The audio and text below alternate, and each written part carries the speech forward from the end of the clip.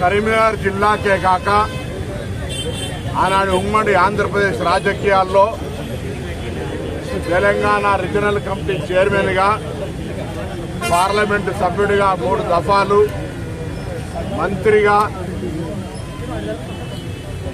అనేక జిల్లా పరిషత్ చైర్మన్ గా రాజకీయాల్లో ఆదర్శంగా తీసుకోవాల్సినటువంటి నీతి నిజాయితీకి మారుపేరుగా చుక్కారావు గారు జిల్లా రాజకీయాల్లో చిరస్థాయిగా నిలిచిపోయేటువంటి వ్యక్తి.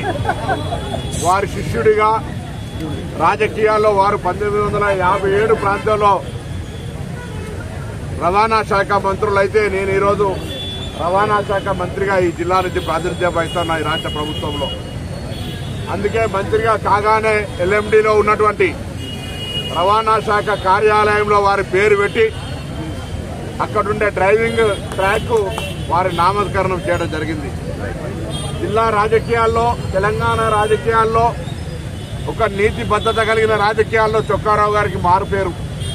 అటువంటి వారి దగ్గర రాజకీయం నేర్చుకోవడం అదృష్టంగా భావిస్తూ ఉన్నాం.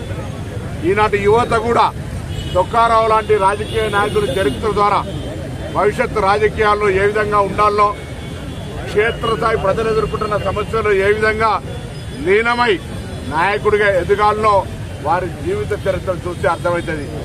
ఇవాళ రేపు రాజకీయాలు పైన ఊరికి ఆర్పాటానికే పరిమితమయ్యేటువంటి పరిస్థితి.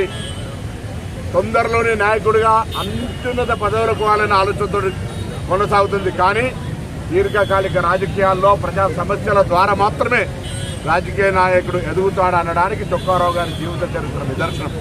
ఈ సందర్భంగా వారికి నివాళులర్పిస్తూ నూతనంగా వచ్చే రాజకీయాలు వచ్చే యువతకు వారి వారి ఆలోచన విధానం ఉండాలని సందర్భంగా కోరుకుంటూ వారికి హృదయపూర్వకంగా నివాళులర్పిస్తున్నాం. మేమందరం కూడా కాంగ్రెస్ పార్టీ పక్షాన.